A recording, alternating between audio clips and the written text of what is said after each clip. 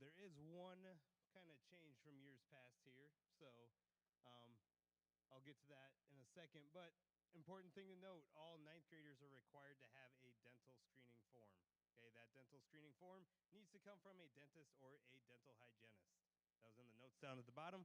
I figured that was kind of self-explanatory, but you never know.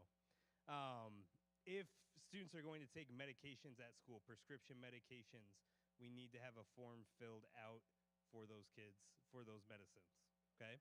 Also, students can carry a rescue inhaler, EpiPen, any diabetic medications with them, but there's also a form that we ask that you fill out for that as well, just so we're aware that they are going to be carrying those items with them. Okay. Yep, that's the next one. And then anything like Tylenol, ibuprofen, that kind of thing, cold medicine, okay? We have Tylenol and ibuprofen down in the nurse's office. We do not want students bringing Tylenol and ibuprofen to school because they can get it in the nurse's office, okay? Then we run into problems of, hey, give it to their friend, and all of a sudden people are getting Tylenol and ibuprofen in the hallway. We don't want that to happen. Let's get it from the nurse's office, okay? If you do have some like cold medicine that they're taking, then we can take that down to the health office as well and get that there. We just don't want any type of over-the-counter medication to be going around. And then if your student has any special concerns, if they have an IHP, those have already been sent out to teachers, so they are aware of those. But if there's anything else that comes up, Nurse Jess and then Nurse Whitney, the district nurse, are more than happy to sit down and chat with you to see what we need to do to help support your student. All right. So I'm going to get into what I think of as kind of the boring part of the presentation here. But I'm going to be completely honest. This is like the nuts and bolts of how can you best support your kid from an academic standpoint. Okay? Being in communication with teachers, being in communication with the school, checking up on them are going to be huge to make sure that they don't fall behind when stuff is coming due. Okay? So best way to contact teachers, email is going to be the preferred method. I mean, our teachers are in class working with our kids all day long. They will do their best to respond. Kind of our policy is that we're going to be responding within 48 hours. If you don't hear from them, okay, try reaching back out to them again, or you can reach out to one of us as well, and we can just say, hey, did you see that email? Can we, help them out with that?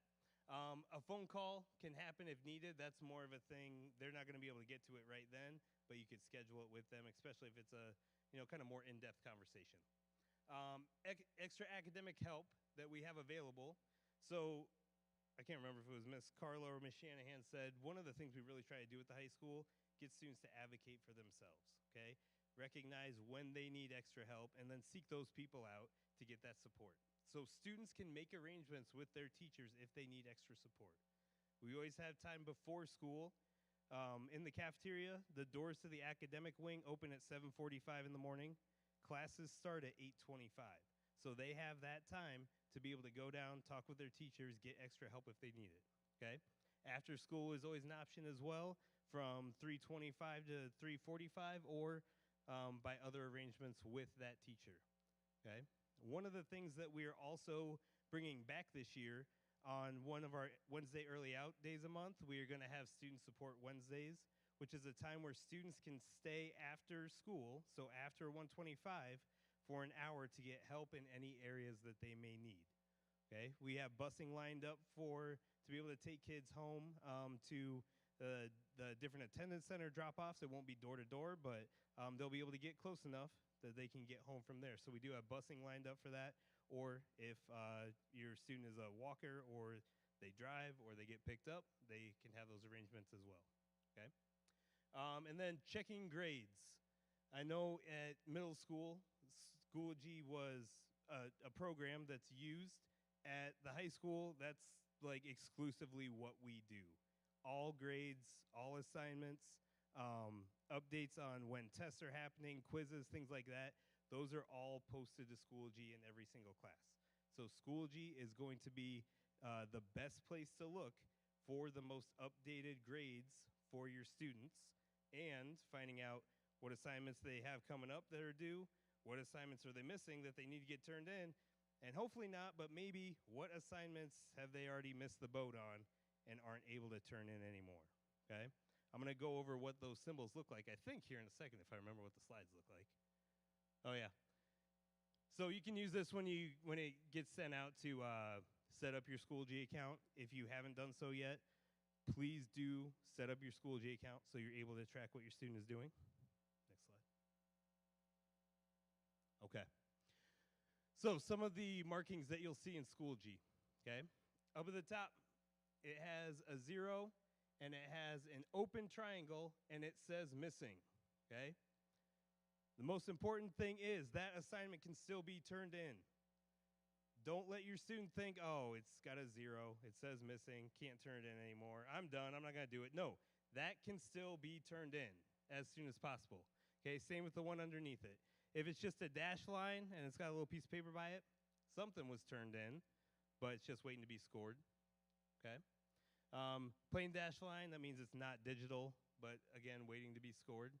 If it has the half hexagon like that, it's incomplete. So they didn't do all of it. They may have done some of it. Their teacher has probably talked to them to let them know what they need to do in order to complete that entire assignment. Okay?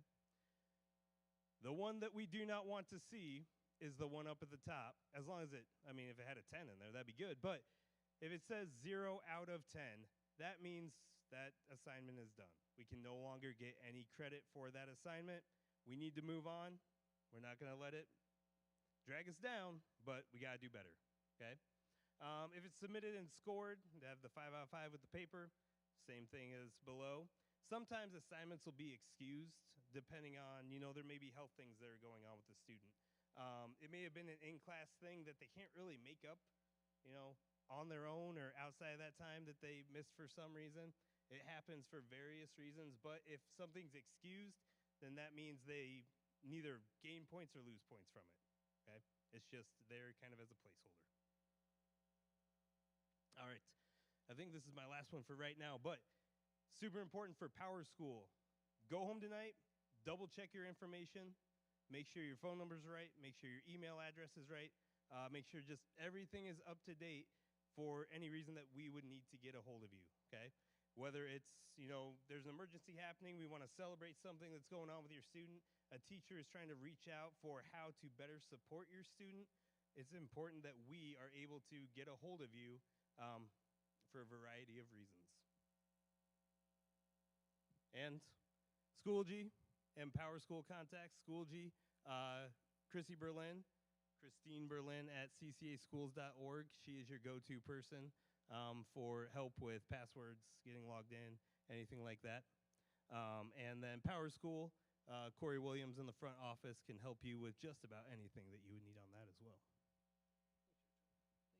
You're right, Mr. Ruby. That was boring. Thank you. So I get to talk about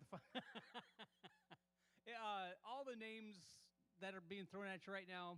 If all else fails, Corey Williams is your go-to. She's our amazing person at the front desk, and she makes everybody go to where they're supposed to go. So I get to talk about something far more exciting, is attendance, because we can't do anything unless your student's here at school. So obviously things come up. Obviously people get sick. Yes, people go on vacations and different things like that. However, the state has gotten really picky, and they're picky with us, and so we're going to get picky with families. Now, typically the issues arise if there's an issue getting to school. There's things we can help with. We've got amazing counselors. We've got amazing plans to put in place. Just know we can't do anything unless your kid comes to school, okay? So, and I'm sure you've been hearing that for years and years and years, but it really is important because high school, really we start to keep score here, and then we want to get everybody on a great foundation. And we did forget to introduce one person, Miss Megan Clark right there. She's one of the amazing people that helps create the visions and supports the students. So I think she's just here for fun. But so thank you. She has a what? I don't believe it. I'm going to check her ID. So anyway, we do start at 8:25 every single morning, Monday through Friday. 3:25 is the end of the day. 1:25 is Wednesdays. All Wednesdays are still early out. There are some exceptions to that. We're not going to get into those now. Please, if you can, make your appointments outside of school. I know getting to the doctor can be very difficult and months out for some appointments, but to the best of our ability, if you could do it after school, that'd be great. Yeah, and at least if you're going to pick up midday, let Corey know. And if somebody's sick, email is the best, but again, at 3 o'clock in the morning and somebody's puking, you can email or even call and leave a message on the hotline. So anyway, we cannot stress that enough. Get your kid to school. If not, we're going to say hello, and we're going to create plans and different things like that. The personal electronic device policy, again, this is state law, and it's really not a bad one. Students can have their phones. I believe in the middle school it was out of sight, out of mind for the whole day, correct? So, but the cell phones at the high school, secondary level, they cannot be out during instructional time. So when they're in passing or when they're going to lunch, kids can have their cell phones out. Typically, what we highly encourage, if not force, is students come into the classroom, they put their little phone into a little shoe tree. Teachers take attendance through that, and then it keeps people from taking their phone to the bathroom or skipping out to, I don't know, talk to their friends. I don't know. So anyway, that's again state law.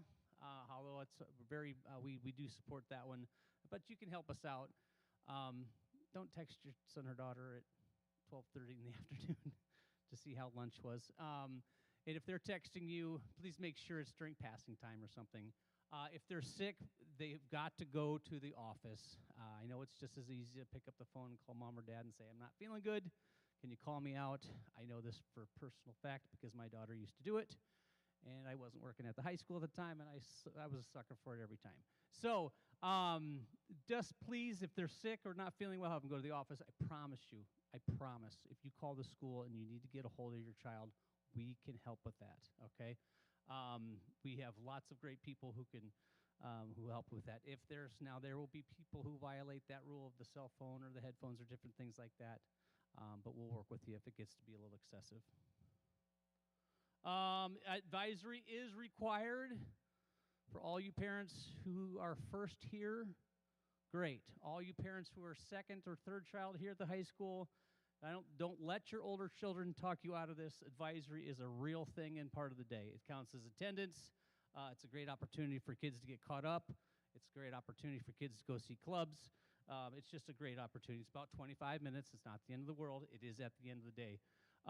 Extended absences, again, I cannot stress this enough. Call, email Corey Williams. Don't email the teacher or call the teacher or text the teacher. They're not going to be in charge. They're not going to be able to keep track of all that. Corey will take care of all that. Lockers, everybody gets an academic locker. And in the gym, they can have an open locker if they've got. We cannot be responsible for lost or stolen items. We have cameras.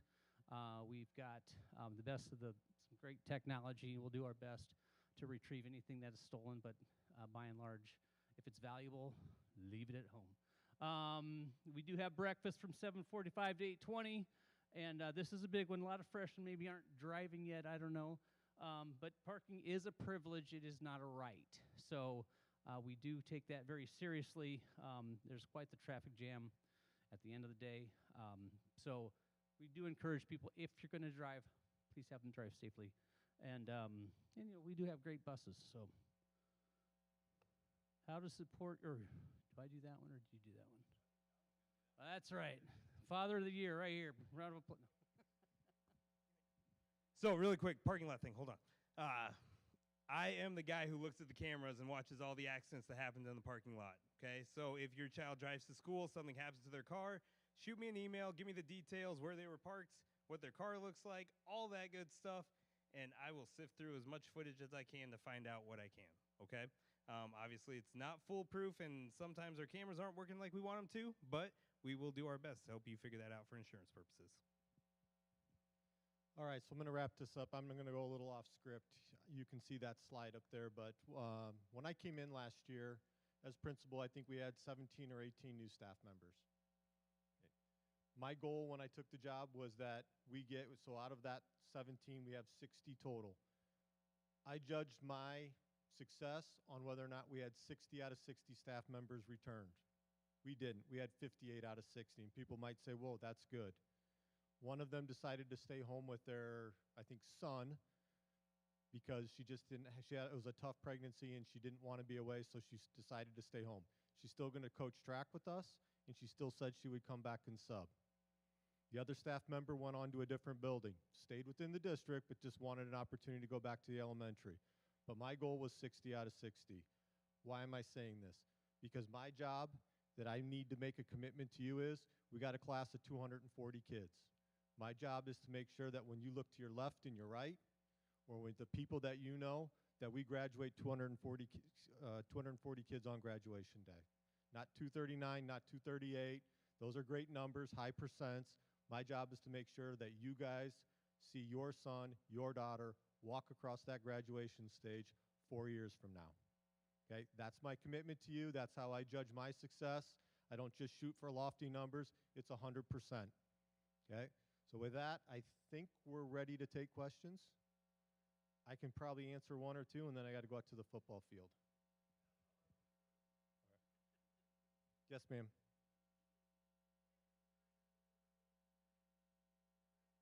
Great question. So we will have, I think I just talked to our engineer, we will have the main doors open at 6:45. But that will only let you in that little foyer, which, depending on the weather, I don't want our kids sitting outside if it's raining or if it's super cold. I'm usually here by then, and I usually work up at the front office, so if I see kids out there, if I am here, I usually let them into the office. The doors will open at 7 o'clock, though. So they will be able to come into the cafeteria at 7. I sit out there with them, and then the academic doors will open at 7:45. So they won't be able to access their teachers till 7:45. They will be able to get inside kind of a climate-controlled area. I'm going to say that very loosely, but for 15 minutes from 6:45 to 7. But we will open up the doors for them to go into the cafeteria at 7. Breakfast is served.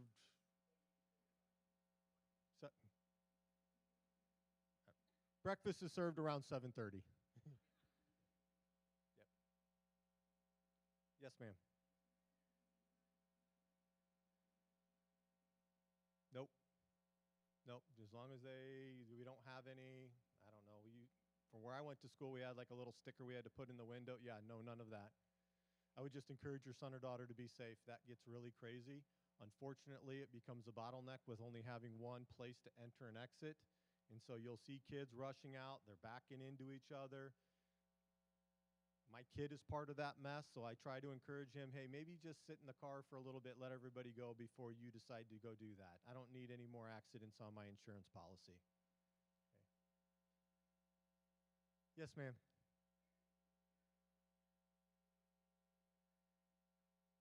So what you'll see is usually there'll be, we've got our bus lane that kind of goes through there. You'll see that a lot of parents will park on the other side of that. They just start lining up there.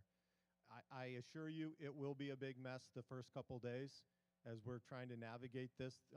The biggest thing is it takes a while for us to get all of these transportation routes really figured out and the buses moving.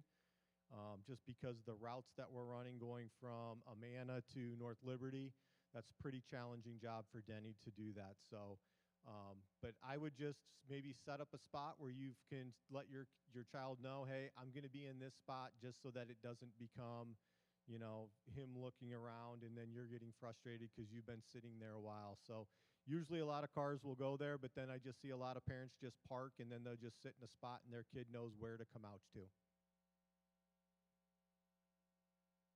Drop off in the morning. A lot of them just come through and just drop them right off. So, I mean, yeah, you can just, it's on the inside lane, so that's like, I don't know how to explain it because there's, bus lane's red. Yeah, so the bus lane is red, so they just usually come right inside on that inner part and just drop them off and kids walk in. I'll probably be out there for the first day or two, maybe 3, maybe the first week, just to kind of help out there. Yes, ma'am.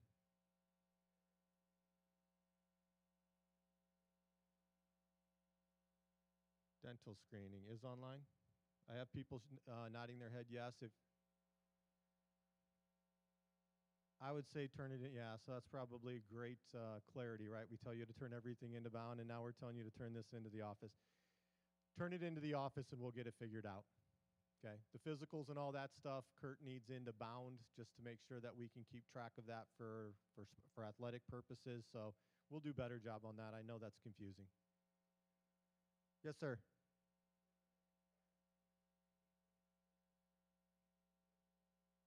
It can be me, it could be Mr. Ruby, it could be Mr. McCumber. Before you leave, we'll get your signature so you can get that done.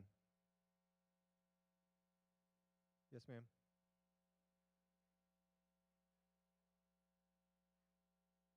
No, all students need that. Yep. Yeah, turn that into the office. We'll figure out where that goes. Yes? They are not. And that becomes a challenge. Like, it becomes harder for us to help monitor that. So that is a good point. You know, one of my fears about taking those Kirkwood classes is, that we hear when we go meet with Kirkwood is that, do kids understand the rigor that's involved taking college classes as whatever age they are, and they're in there with, that the same content that a 21-year-old, 20-year-old might be taking. So, yeah, we don't have access to that, so.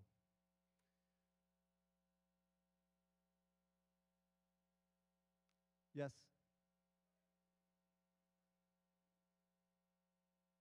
What do you need to do if their son is what? Oh, bullied? The first thing I would do is to have a meeting. You can come in and we can talk to you. There is a form online about, bullying and harassment. So that I would say if that's happened, I would start to talk to us so we can try to figure out what's going on. Okay? I guess the one thing I want to say is, we take all those matters seriously, but there is a difference. I think that word can be overused in some cases. Like, we're looking for repetitive patterns if that's happening. Like, just two kids having a bad day is one thing, but if there is a repetitive habit happening, there are things that we can do. We've already started to work some of those issues out in some cases where we've made sure that the classes they're taking are on opposite ends of the building, right? Then there's really no opportunity for them to interact, and if that does happen, then we can use our cameras to see who's going outside of those commitments that we usually establish to say, why are you on this side of the building when your class is over there? We can also divide people up by lunch shifts so that they're not interacting in those unstructured settings. The biggest thing that we need to know is as soon as you can reach out to us and let us help problem solve that and set up a plan, that helps. What becomes really difficult is when the student doesn't feel comfortable talking to an adult in this building or takes it home to you that night, which I'm glad that he does, but the sooner that we know about it and can address it, it's easier to manage. Okay, so I would just ask that you have open communication. We'll be as transparent as possible, but there is a form online. I would give it to you in person if we were meeting. I'm not asking you to go chase that information down. So I would just say reach out to the school and we can work through that.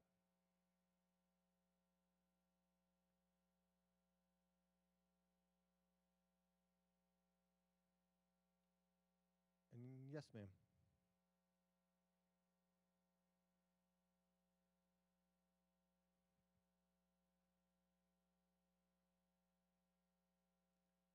Well, yeah.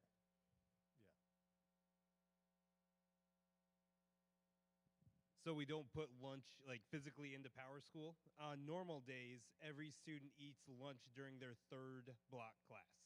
So we have 3 different lunch shifts. Depending on who their teacher is whether they'll eat first shift, second shift, or third shift lunch. Early out days, we eat lunch during 4th block. So again, depends on their 4th block teacher. One thing to keep in mind is that if a student is during the third block lunch, okay, on those early out days, they are allowed to leave the building if they have a means of getting home, okay? Because essentially their day is done at that point. Their academic commitments have been completed, so if they're in that third shift lunch, they can leave the building. 2-hour late starts during second shift, but hopefully we won't have any of those this year.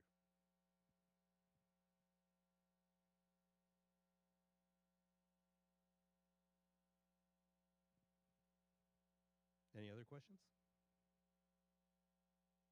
Yeah.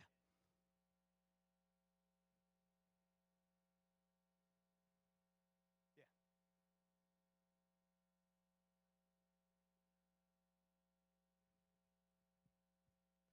So thank you for bringing that up. There is no advisory on Wednesdays.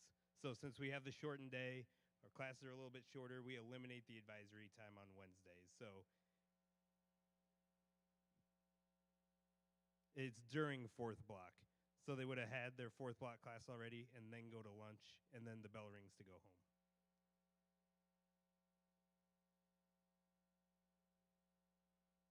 1 o'clock. Yeah. It's like 12:57 or something, but it's about 1 o'clock.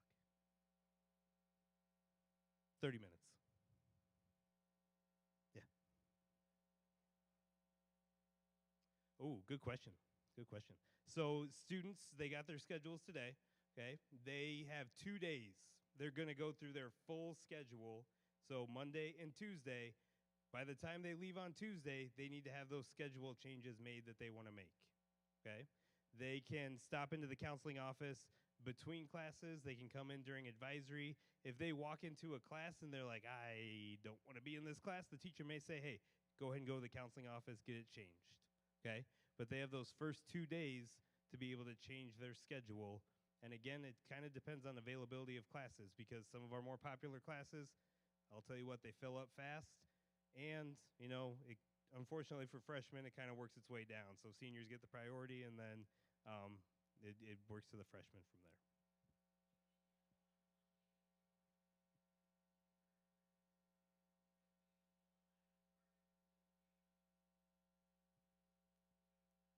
Yeah, or have them send an email too. They have their devices now. They could send an email to their counselor and say, hey, I want to change this class in my schedule. What can we do?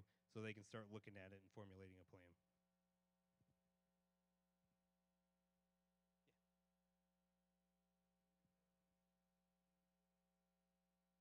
Yes.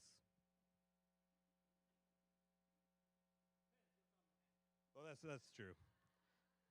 Obviously, as long as it's still following dress code policy with alcohol, tobacco, all that, none of that stuff, we're good to go.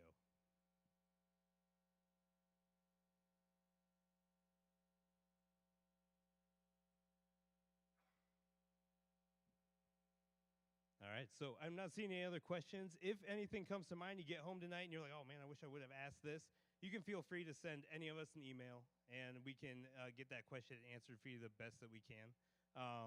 If there's anything you heard tonight that you're like, hey, like I wasn't really comfortable with this, I'd like to set up a meeting. Again, same thing. Shoot us a message. We are more than happy to do that and talk through any concerns that you have. Yes, Monday is a full day of school. So it's full A day. They'll go through all their classes plus advisory. All right. Well, that's all we have for you tonight. Thank you guys for coming out and taking part in your child's education. Like Tom said, this is a partnership.